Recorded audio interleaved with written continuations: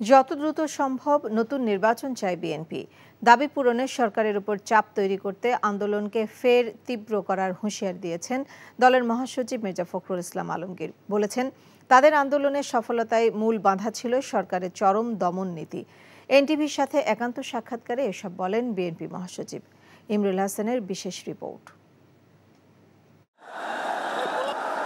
পণ্ড হয়ে যাওয়া ২৮ অক্টোবরের মহাসমাবেশের পর শীর্ষ নেতাদের কারাবরণে দিকহারা হয় বিএনপির আন্দোলন।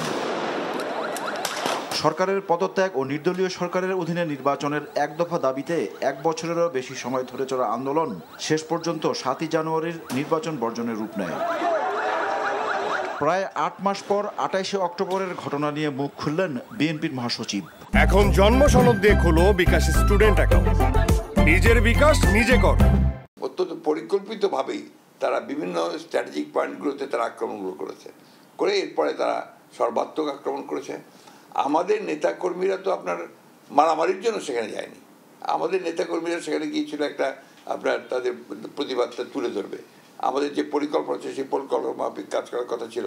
আমাদের পরিকল্পনা ছিল একদিন পরে আমরা অন্য প্রোগ্রাম নেব, সচিবালয়ের প্রোগ্রাম ছিল আমাদের।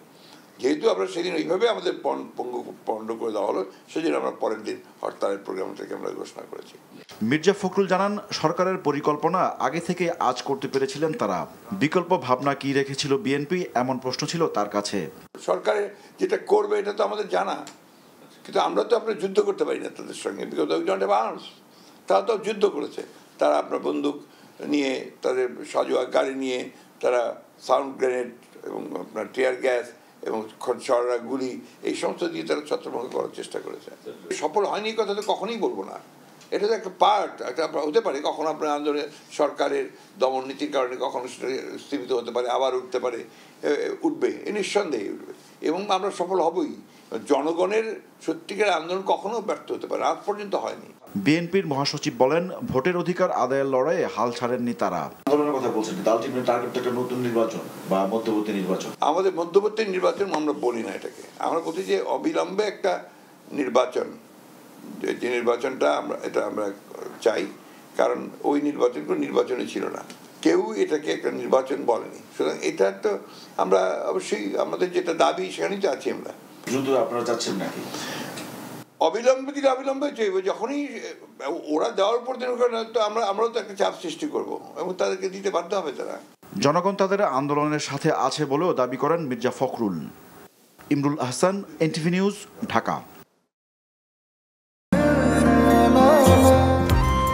আমি মনে হয় তোমারে ভালোবাসি, মনে হয় না, আসলেই ভালোবাসি।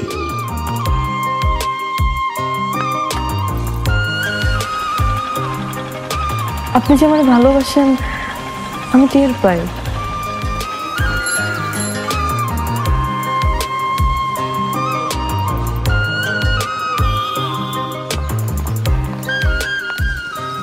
বুকের বাম পাশে যে ব্যথাটা হয়, ওই ব্যথাটার কাছে প্রশ্ন করে দেখো না, ভালোবাসো কিনা।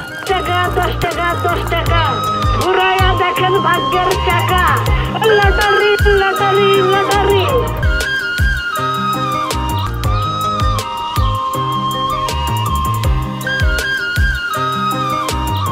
আপনি না চোখের যন্ত্রণা বুঝতে পারেন, বুঝে নেন।